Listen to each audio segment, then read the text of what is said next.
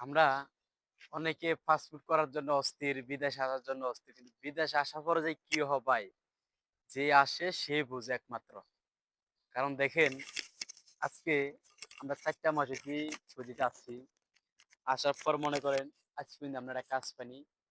না পাইতেছি খাওয়া, না পাইতেছি থাকা। কি যে একটা পরিস্থিতি থেকে আছি, একমাত্র ভাই আমরা ছাড়া আর উপর আল্লাহ ছাড়া কেউ জানে না। তাই বলতে চাচ্ছি ভাই, আপনারা বিদেশে আসেন আলহামদুলিল্লাহ দোয়া করি আমরাও আছি আপনারা আসেন। কিন্তু ভাই কোন দালালের মাধ্যমে যদি না আসেন আমি মনে করবো অনেকটা আপনি ভালো হবে। দালালের মাধ্যমে না আইসা। যদি আসতে পারেন যদি আপনার কোনো আত্মীয়-স্বজন থাকে ভাই আসেন, দোয়া করি। দালালের মাধ্যমে আইসেন না ভাই। আজকে আমি যে বেলায় থাকি আমরা ১২ জন লোক আছি গ্রুপে জানুয়ারির ৩ তারিখে। ১২ জন মানুষের পরিস্থিতি আমগো যদি আমরা দেখাইতে যাই ওইদিকে, কি বলবো আর বলার মতন ভাষা নাই বুঝছেন ভাই? এজন্য বলি ভাই যারা আসার জন্য প্রস্তুতি নিচ্ছেন ভাই দালালের মাধ্যমে না আইসা, আমার দালাল আমার নিজের মামা লাগে। নিজের সম্পর্ক মামা লাগে ওই দালাল আমারে বলছে তোমরা যাও সমস্যা নাই। কি বিষয় দিয়েছে জানেন? আল সাদাব মেডিকেল, আল সাদাব মেডিকেল কোম্পানি আল সাদাব মেডিকেল ভিসা দিছে আমাদের ক্লিনার ভিসা। ওখানে লেখা আছে ৮ ঘন্টার ডিউটি।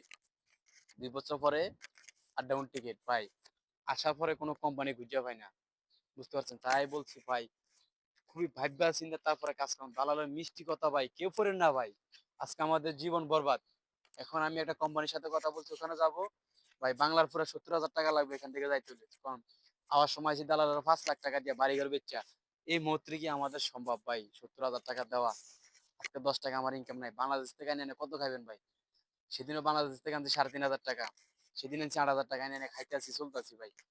এরকম করে আর কতদিন খাবো কতদিন চলবো আপনারা বলেন?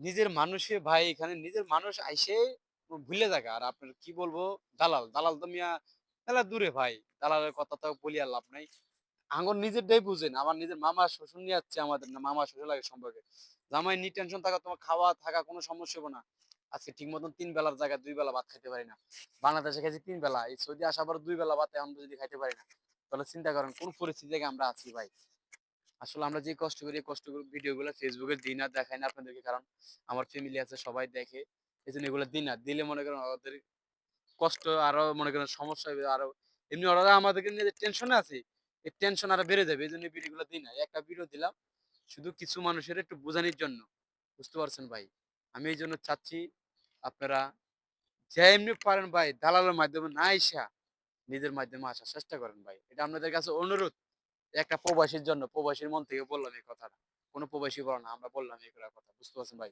আশা করি সবাই বুঝছেন যাই করুন ভাই চিন্তা করবেন তো সবাই ভালো থাকবেন ইনশাআল্লাহ ধন্যবাদ